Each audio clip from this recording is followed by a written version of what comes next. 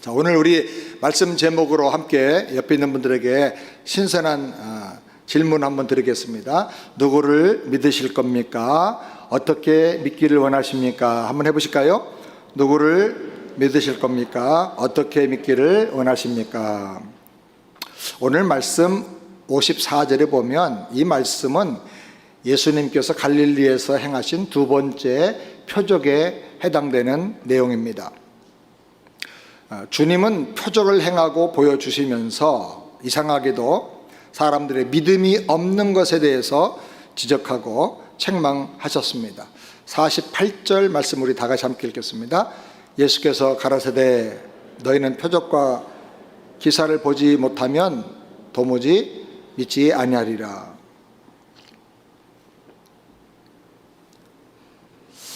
이 말씀을 볼 때 우리가 표적도 봐야 되지만 좀 정신을 차리고 깊이 생각하면서 바른 신앙을 가지려고 우리가 결심하고 노력을 해야 되겠다, 그런 마음을 먹게 됩니다.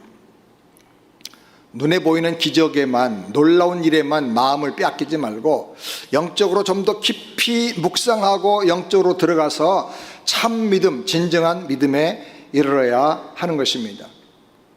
안타까운 것은 교회를 오래 다닌 분들 중에 눈에 보이는 모임과 또 사람들의 활동과 행사, 또 어떤 교회 안에서 주는 직분, 또 어떤 사역, 이런 것만 들떠서 그 영혼 속에 진정한 믿음이 발견되지 않는 분들, 그렇게 느껴지지 않는 분들이 너무나 많다는 사실입니다. 특별히 이민교회는 이런 부분에서 굉장히 아픔이 많이 있습니다. 한인들이 갈 데가 없고 모일 데가 없으니까 다 그냥 신앙을 떠나서 교회에 와서 모이고, 오래되면 또 직분도 주고 이렇게 사역도 하고, 그러다 보니까 이것이 믿음 생활인 줄 알고 사는데 주님은 그거 믿음 아니라 내가 너를 도무지 알지 못한다, 그렇게 말씀하실 수가 있다는 것입니다. 그럼 우리는 바른 믿음을 가진 성도가 되고 예수님의 진정한 제자가 되어야 할 줄을 믿습니다. 아멘. 오늘 말씀을 근거로 해서 몇 가지로 함께 생각하기를 원합니다. 첫 번째로, 사람은 고난을 통해서 마음이 아프고 낮아질 때 예수님을 찾고 만나게 된다는 것입니다. 46절 말씀을 다 같이 함께 읽겠습니다. 예수께서 다시 갈릴리 가나에 이르시니 전에 물로 포도주를 만드신 곳이라. 왕의 신하가 있어 그 아들이 가버나움에서 병들었더니. 여기 왕의 신하라는 단어는 왕족이나 아주 귀족을 지칭하는 단어입니다. 당시 갈릴리 지역을 다스린 왕은 헤롯인데 그의 가족이나 아니면 친척이나 어떤 로얄 패밀리라고 말할 수가 있는 것이죠. 가버나움에서부터 가나까지는 약 34km쯤 떨어져 있습니다. 당시에는 지금처럼 이렇게 편리한 교통시설이 발달되지 않았기 때문에 그 먼 거리를 여행한다는 것은 그렇게 간단한 일이 아닙니다. 그런데 이 고위층 관리가 그 먼 거리를 마다하지 않고 한 걸음에 달려온 것입니다. 왜? 아들을 살려야 되기 때문에. 높은 권력과 많은 재력을 가진 사람이었지만, 그리고 그 밑에 부리는 하인과 종들도 많았지만 부족함 없는 인생을 살고 모든 것이 넉넉한 삶을 살았지만 지금 긴급한 마음으로 예수님께 다급하게 찾아온 것입니다. 이 고위층 인사가 왜 예수님을 만나러 왔을까요? 지금 아들이 병이 들었는데 낫지 않고 죽어가고 있다는 것입니다. 사람은 등 따뜻하고 배부르면 하나님을 잘 찾지 않습니다. 내가 편안하게 사는 이것이 천국인 것처럼 생각하고 이게 영원히 갈 거라고 착각을 합니다. 그런데 내 힘으로 해결될 수 없는 생의 고난과 질병과 문제를 만나고 어떤 한계 상황에 도달하게 되면 마음이 열리고 하나님을 간절히 찾게 됩니다. 그렇기 때문에 때로는 하나님께서 선한 목적을 가지고 인간의 삶 속에 고난도, 질병도, 시련도, 아픔도 허락하실 때가 있는 것입니다. 너 고생 좀 해봐라, 그런 뜻이 아니고 이것을 통해서 내가 두 손 들고 하나님께 나와라, 믿음의 사람이 되라, 영적인 사람이 되라, 영원한 일을 사모하라 하는 것입니다. 이 사람은 그동안 굉장히 풍요롭고 자기 힘으로 안 되는 게 없는 인생을 살았습니다. 예수님 만날 이유도, 예수님께 나갈 이유도 없었습니다. 그런데 아들이 죽어갑니다. 유명한 의사를 불러도 그 좋다는 약을 다 먹여도 소용이 없습니다. 전에는 돈과 권력만 가졌으면 행복하고 모든 것이 다 만족하다고 생각했습니다. 그런데 아들이 죽어가는 그 순간에 물질과 권력과 어떤 인맥을 가지고도 해결할 수 없는 문제가 인생 속에 있다는 것을 그가 절실하게 깨닫게 된 것입니다. 모든 정성과 모든 수단 방법을 다 동원했는데도 아들이 회복되질 않습니다. 그런데 전에 가나에서 혼인잔치가 있을 때 포도주가 떨어졌는데 물로 포도주를 만들어 주신 예수님께서 유다 지방에서 갈릴리로 지금 오셨다는 소문을 듣게 됐습니다. 이 소식을 듣는 게 참 중요해요. 좋은 소식이란 말이 곧 유앙겔리온인데 복음이에요. 예수님에 대한 소식. 이 소식을 들을 때 이 사람 마음속에 죽어가는 아들을 위해서 내가 무엇을 못하겠는가, 아들을 살 수만 있다면 내가 바다에라도 뛰어들어갈 것이고 높은 태산에라도 올라갈 수가 있는 거 아니겠는가. 그래서 간절한 마음으로 절박하고 안타까운 심정으로 예수님 계신 곳으로 달려간 것입니다. 47절 성경 말씀 다 같이 함께 보겠습니다.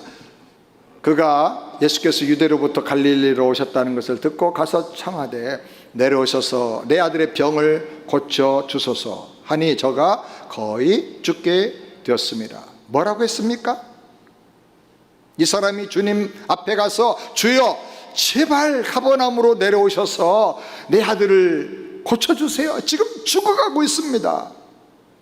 죽어가는 아들에게 예수님이 손대어 고쳐주시면 살아날 것을 나는 믿습니다. 주님 저희 집까지 한 번만 가주세요. 얼마나 간절하게 간청했겠어요. 아마 하나밖에 없는 아들인지도 모르지요. 눈시울이 붉어져 가지고 울먹거리면서 정말 간청을 한 거예요. 고난과 아픔이 사람을 겸손하게 만들고 간절하게 만듭니다. 그래서 우리는 부한 마음, 들떠있는 마음, 교만한 마음으로 살면 안 됩니다. 그리고 혹시 고난당하고 마음이 아플 때는 절대로 낙심하지 말고, 사람 보고 불평하고 절망하지 말고 겸손히 하나님께 나가게 되길 바랍니다. 하나님 만나길 바랍니다. 하나님의 능력을 경험하면서 놀라운 믿음의 기회로 삼으시게 되기를 바랍니다. 두 번째로 어떻게 믿을 것인가, 내 방법인가 주님의 방법인가 하는 것입니다. 우리 48절 말씀 다 같이 함께 읽겠습니다. 예수께서 이르시되 너희는 표적과 기사를 보지 못하면 도무지 믿지 아니하리라. 여기 너희는 그랬는데 너희가 누굴까요? 놀라운 기적이 나타날 것을 기대하면서 예수님 따라다니며 구경하는 사람들 물론 포함하지요. 또 예수님의 제자로 부른 사람들도 물론 마찬가지. 또 지금 예수님께 와서 간청하는 이 왕의 신하도 역시 포함될 거예요. 이 사람들은 예수님 주변에 모여들고 어떤 관심과 기대를 가지고 있는데 말씀은 깨닫지 못하고, 말씀을 깨달아서 어떤 바른 믿음으로 들어가지 못하고 오직 초자연적인 기적, 놀라운 일이 일어나기만을 기다리고 보기를 원했다는 것입니다. 예수님은 이분들의 잘못된 믿음에 대해서 지적하시고 책망하셨습니다. 그런데도 불구하고 다급한 신자는 다시 한 번 더 예수님께 간청합니다. 49절 말씀 다 같이 함께 읽겠습니다. 신하가 이르되 주여 내 아이가 죽기 전에 내려오소서. 지금 막 숨 넘어가는 아들을 생각할 때 너무너무 다급한 거예요. 그래서 예수님 말씀도 듣지만 너무나 다급하니까 간절하게 간청을 합니다. 주님, 내가 지금 죽어갑니다. 죽기 전에 좀 내려가 주세요. 이때 주님께서 어떻게 하셨습니까?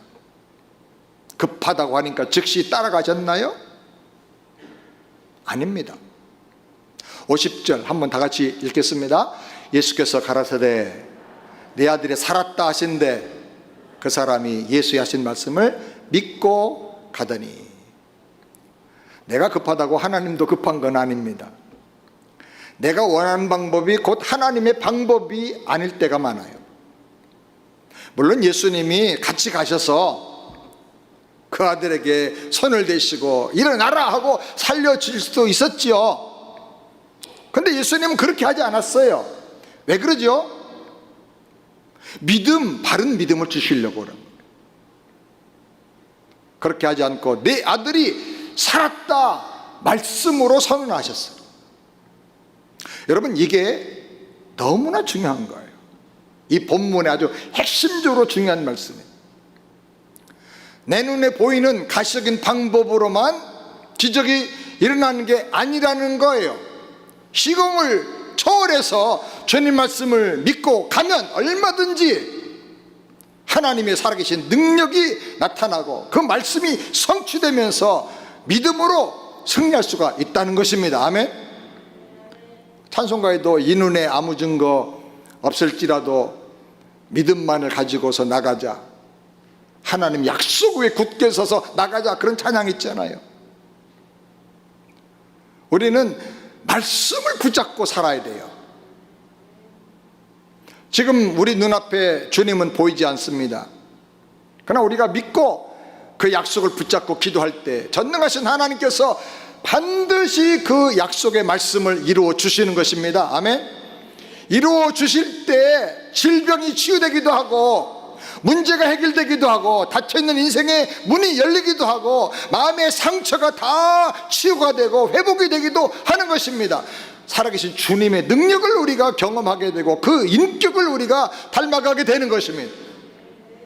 그렇기 때문에 내 좁은 생각과 감정으로 내 방법으로 주님을 제한하지 말아야 되는 것입니다. 꼭 이렇게 돼야만 이것이 은혜고 이렇게 돼야만 그것이 주님의 역사다, 그렇게 생각하면 안 되는 것입니다.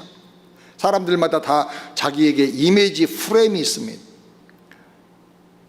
프레임이란 말은 창틀과 같은 것인데 우리가 아름다운 자연이 환하게 이렇게 꽃피고 있는데 우리 집안에서 보면 창틀로만 보이죠.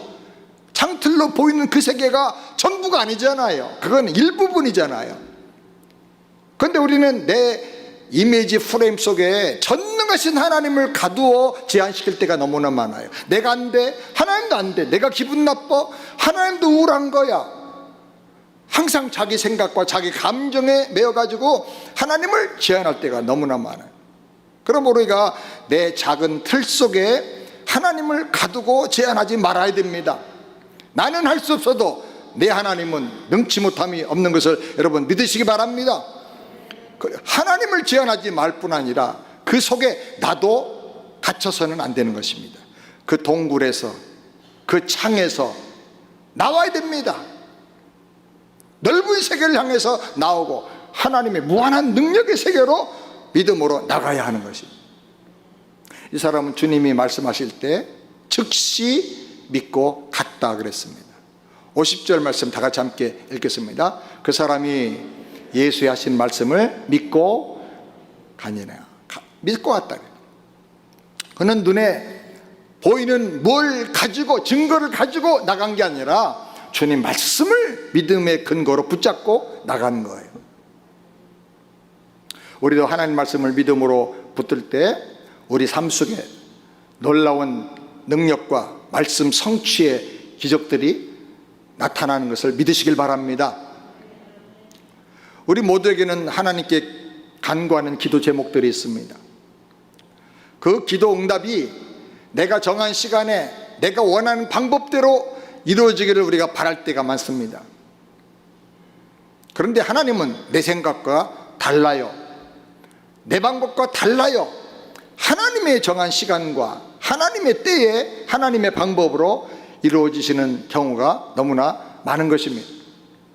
그러니까 우리가 주님의 때가 가장 아름다운 때고 주님의 방법이 가장 선하다는 사실을 늘 믿고 인정하게 되길 바랍니다. 내 생각과 다를지라도 나는 구원의 주님, 능력의 주님을 인하여 기뻐하며 주님을 기대하며 살겠습니다. 아멘. 이 신하는 당장 예수님이 내려가서 손 얹어서 낫게 해주시기를 바랐지만 주님은 그가 원하는 방법을 거절하셨어요. 그리고 주님의 방법으로 일하셨어요. 네 아들이 살았다 말씀하셨어요. 주님의 시간에 주님의 방법으로 역사가 나타나는 것입니다. 그래서 우리가 마음을 열어야 됩니다. 말씀을 향하여 마음을 열고 주님을 향하여 마음을 열고 말씀을 믿고 믿음으로 나가면 반드시 주님께서 성취를 이루어질 것을 믿으시기 바랍니다. 아멘. 아멘. 아멘. 세 번째로 사람들의 믿음이 도무지 성장하지 못하는 중요한 이유가 있다 하는 것입니다. 교회를 오래 다녀도 믿음이 성장하지 못해서 안타까워할 때가 참 많은데, 그렇다면 이 말씀 정말 중요하게 꼭 깊이 생각하시길 바랍니다. 48절 다 같이 함께 읽겠습니다. 48절 예수께서 이르시되 너희는 표적과 기사를 보지 못하면 도무지 믿지 아니하리라. 예수님은 모든 사람이 가지고 있는 이 문제를 믿음 성장의 방향으로 전환시키기를 원하셨어요. 수많은 사람들이 예수님을 따라다니고 기적과 표적을 봤어요. 그런데 정말 주님을 믿고 신앙의 자리로 나간 사람이 많지가 않았어요. 이 신하가 예수님께 와서 죽기 전에, 내 아들이 죽기 전에 내려와서 고쳐주옵소서 라고 반복하면서 간청을 했어요. 여러분, 반복하며 간청하고 간절하게 하기만 하면 믿음이 성장해지는가? 아니에요. 예수님께서 행하신 표적을 통해서 아들이 병이 고침을 받으면 믿음이 강해지는가? 주님 말씀은 그것도 아니에요. 주님께서는 너희가 표적을 보지 못하면 절대로 믿지 않을 것이라 그랬어요. 그런데 놀라운 것은 그렇게 책망하신 다음에 내 아들이 살았다라고 말씀하셨어요. 표적이 일어나긴 일어나요. 그런데 어떻게 일어났느냐? 말씀을 선포하신 다음에 표적이 일어나게 하셨어요. 이게 참 중요한 거예요. 이 사람은 권위를 존중할 줄 아는 고위층 신하였어요. 왕이 말하면 예, 폐하, 그리고 가는 거예요. 믿고 그대로 하려고 노력하고. 그래서 주님 말씀하실 때 그가 완전히 다 수긍하고 믿은 건 아니에요. 확신이 없었죠. 그러나 더 매달리지 않고 믿고 나갔다 그랬어요. 믿고 나갔다. 가버나움까지는 약 34km 정도 되니까 주님을 모시고 가려고 하면 하루 종일 가야 되는 거리니까 아침 일찍이 성경은 시간을 얘기하고 있어요. 오전 7시에 예수님께 찾아간 거예요. 그러니까 얼마나 부지런하게 찾아갔겠어요. 시간을 성경이 말한 이유는 다 이유가 있기 때문에 그래요. 그런 거를 말할 때는 왜 이 시간을 말했는가, 무슨 의미인가를 앞뒤로 분석하면서 봐야 됩니다. 근데 그 7시에 주님 만났는데 주님께서 가라, 내 아들이 살았다 말씀하셨어요. 그래서 그는 주님의 말씀을 믿고 갔다 그랬어요. 그때가 몇 시예요? 예? 아침 7시. 이 시간이 중요하다니까요. 근데 이 사람이 나갔지만 아직 그 아들이 낳은 거 봤어요, 안 봤어요? 34km나 멀리 떨어져 있잖아요. 또 아들이 낳았다는 소식을 들었어요, 못 들었어요? 누가 전해주려고 한참 걸리잖아요. 증거와 표적을 보지 못하고 나간 거예요. 주님 말씀을 믿고 나갔지만 그 마음속에 확신할 수가 없었던 것 같아요, 제가 볼 때. 그래서 믿는다고 말했지만 곧장 믿고 확신을 가지고 집으로 가지 않았어요. 51절 52절을 다 같이 함께 읽겠습니다. 내려가는 길에서 그 종들이 오다가 만나서 아이가 살아있다 하거늘 그 낳기 시작한 때를 부른 적 어제 7시에 열기가 떨어졌나이다 하는지라. 그는 예수님을 믿고 나왔지만 곧장 집으로 가지 않고 하루를 더 지체하다가 내려갑니다. 아마 그 마음속에 예수님과 함께 돌아올 것을 기대하던 가족들을 생각하니까 차마 발길이 떨어지지 않았을 수도 있을 거예요. 이대로 혼자 가면 내 아들이 그냥 죽고 손 넘어가는 모습을 내가 봐야 되니까 내가 그 끔찍한 모습 어떻게 보겠느냐, 그래서 고민하면서 안 내려갔을 수도 있어요. 걱정과 허탈감에 기진맥진해서 술이라도 먹고 슬픈 마음을 잊어버리려고 하룻밤을 보냈는지도 몰라요. 믿는다고 했지만 그 속에 인격적인 확신이 없었던 거예요. 주님 말씀을 믿고 나왔지만 삶으로 옮길 수 있는 확신은 없었어요. 그래서 망설이면서 집으로 가지 않고 하룻밤을 보낸 거예요. 그런데 집에서는 돌아와야 될 아버지가, 신하가, 가장이 돌아오지 않으니까, 시간이 지나도 오지 않으니까 종들을 보냈어요. 종들이 길에서 주인과 만납니다. 그리고 하는 말이 뭐예요? 아들이 살아났습니다. 여러분 아무도 흥분 안 하시네. 따라서 합시다. 아들이 살아났습니다. 할렐루야. 아멘. 살아났어.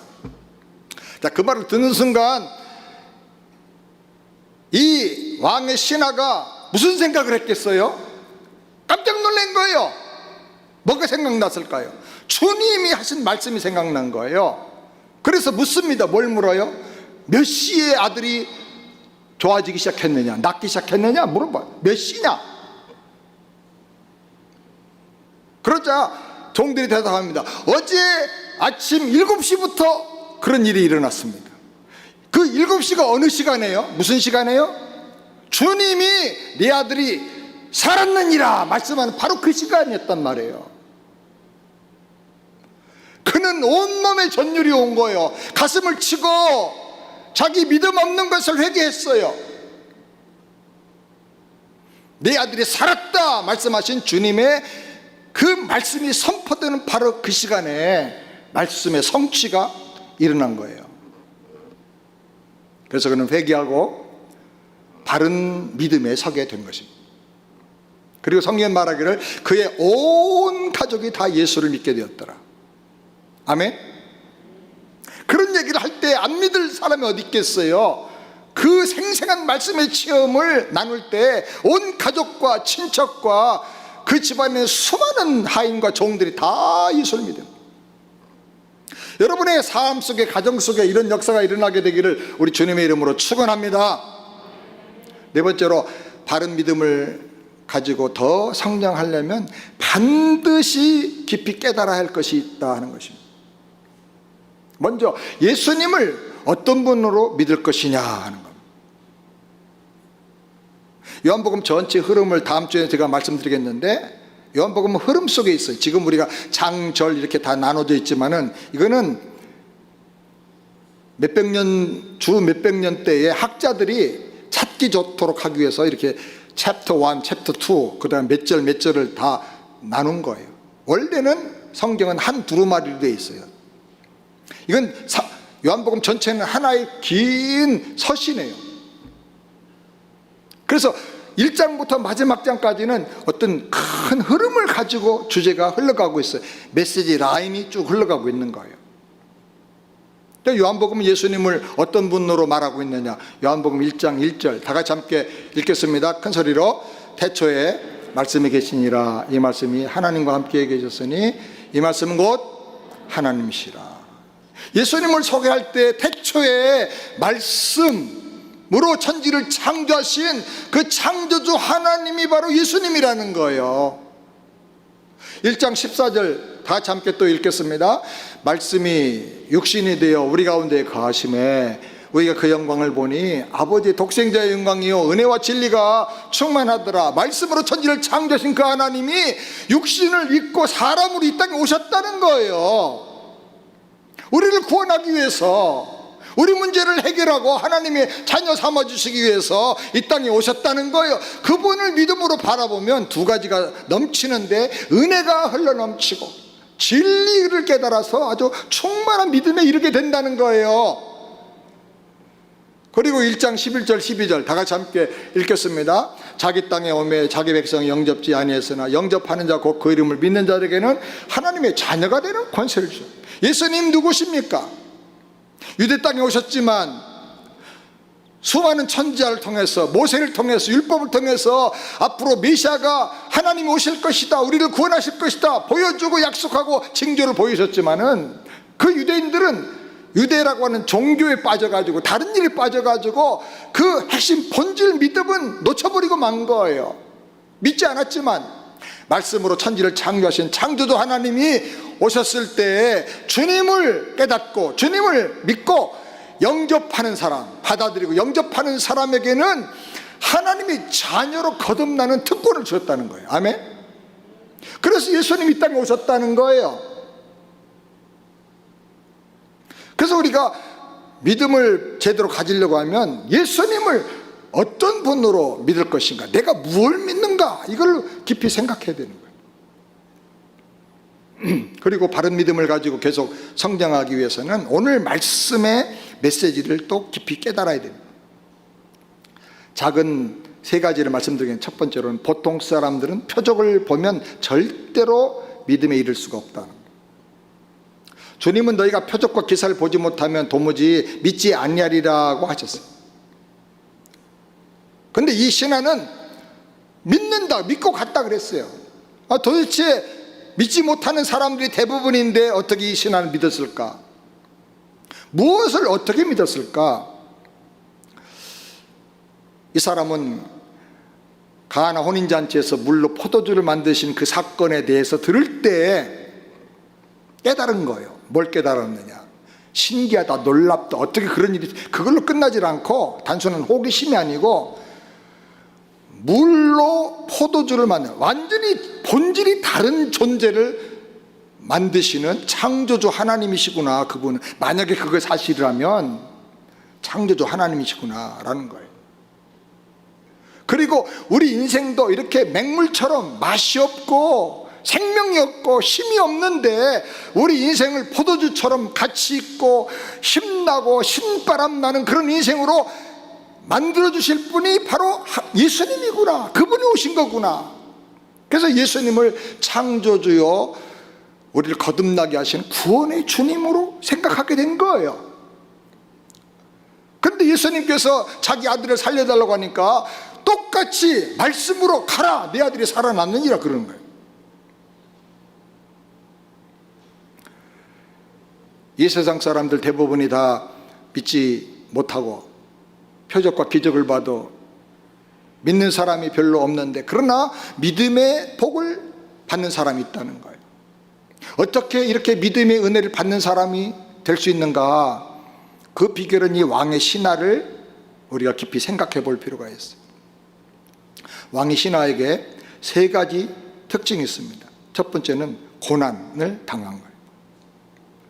고난은 우리가 믿던 것이 거짓되고 헛된 것인 것을 깨닫게 해줘요.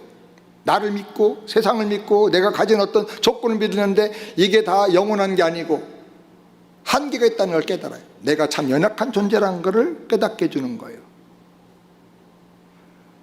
그리고 두 번째로는 예수님에 대한 소식입니다. 예수님에 대한 소식, 말씀. 예수님에 대한 말씀을 들어야 돼요.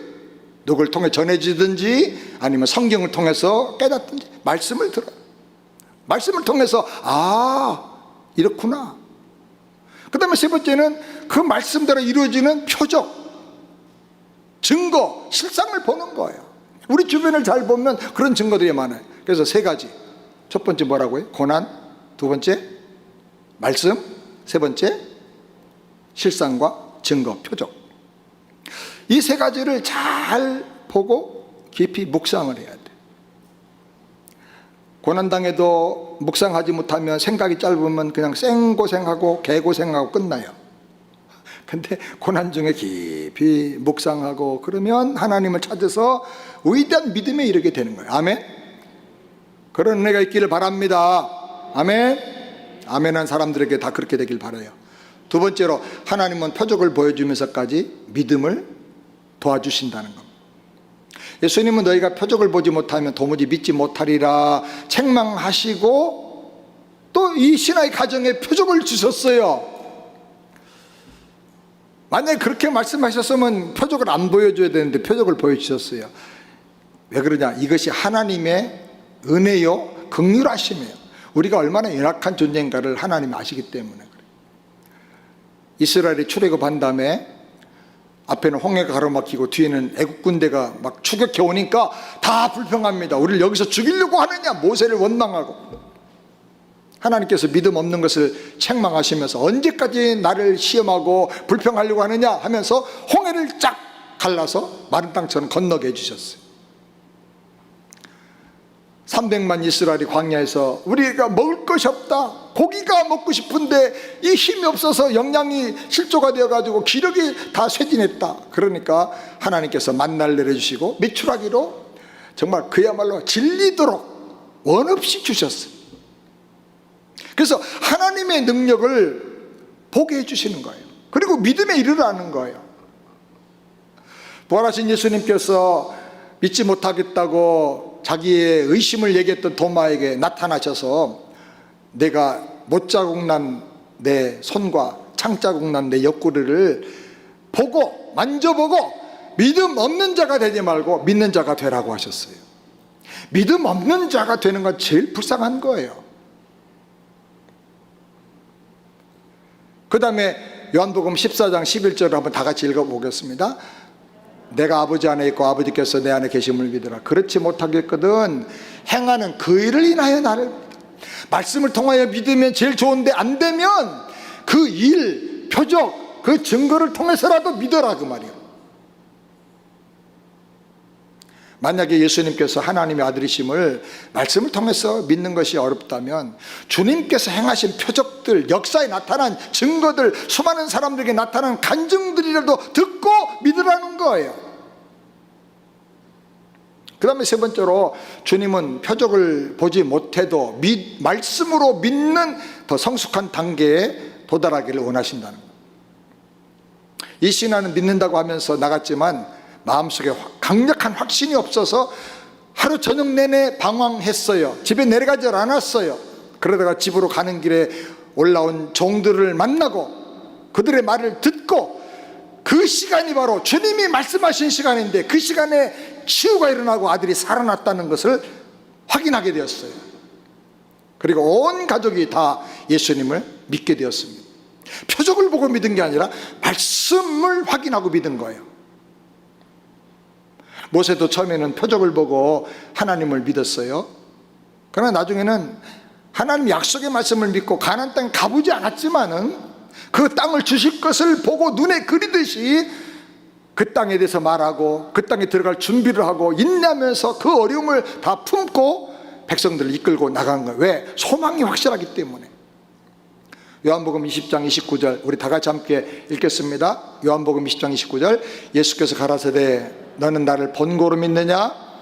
보지 못하고 믿는 자들은 복되다. 어떤 신앙이 더 복이 있느냐? 보지 못하고 믿는 자가 더 복이 있다. 보고라도 믿어야 돼요. 그러나 보지 못하고 믿는 거 뭐예요? 말씀으로 믿는 단계가 더 복 있는 단계라, 그 말이에요. 우리는 다 보이는 물질 세계에서 삽니다. 그래서 그런데 하나님의 나라는 보이지 않는 영적 세계예요. 그렇기 때문에 하나님은 보이지 않는 세계에 익숙한 우리에게 때로는 보이는 표적을 보여주셔가지고 이거라도 보고 이 표적을 보면서 영적 세계를 상상하고 영적 세계를 그리워하면서 하나님을 믿으라, 그렇게 우리에게 말씀해 주시는 거예요. 그런데 항상 표적만 봐야 믿는다고 하면 그 믿음은 어린아이 같은 믿음이 될 수밖에 없는 거예요. 항상 눈에 보이는 현상은 변화무쌍합니다. 변화무쌍한 환경에 따라서 내 믿음의 근거를 두면 이 믿음은 항상 변하고 흔들릴 수밖에 없는 거예요. 그래서 보고 믿는 어린아 같은 믿음 단계에서 떠나라. 더 성장해서 보이지 않아도 하나님의 약속을 근거해서 소망하고 바라보면서 그것이 현실로 실상으로 나타나는 그런 강력한 믿음을 가지고 살아라. 그래야 너가 인생을, 환경을 초월해서 창조적으로 승리하며 살 수가 있는 것이다. 이렇게 말씀하는 거예요. 아멘. 우리는 다 이렇게 믿음이 부족합니다. 그러나 나는 이렇게 믿기를 원합니다.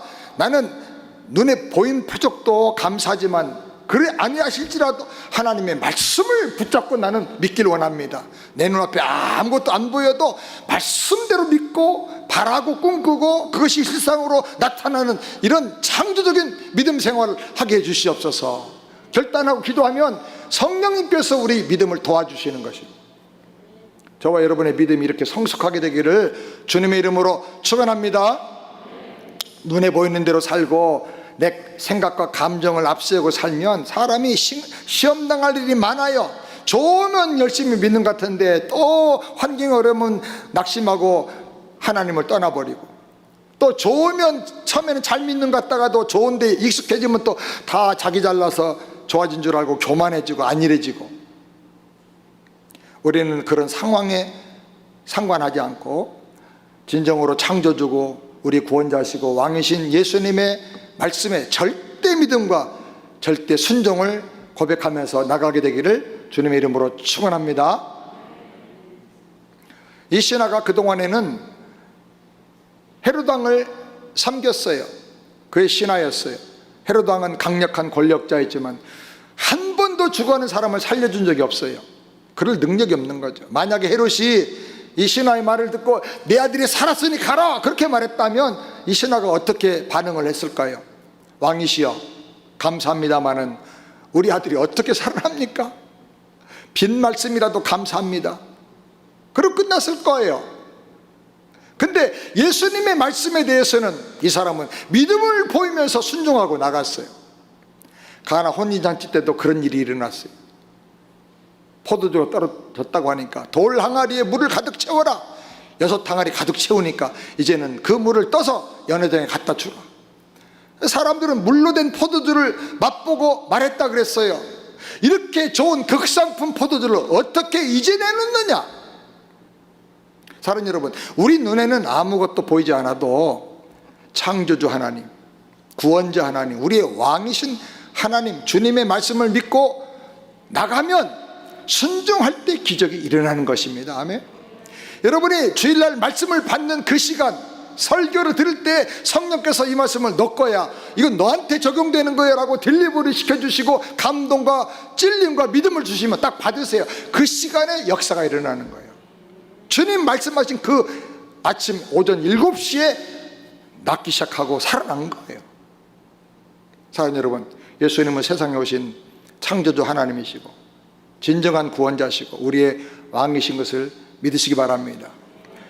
기적과 표적이 나타나면 감사하지만 그것이 보이지 않을지라도 하나님의 말씀을 붙잡고 믿음으로 나가서 실상이 그 뒤에 따라오는 그런 놀라운 간증을 날마다 하면서 사는 우리 새안의 성도들 다 되기를 주의 이름으로 축원합니다. 기도하겠습니다. 거룩하신 영원 하나님,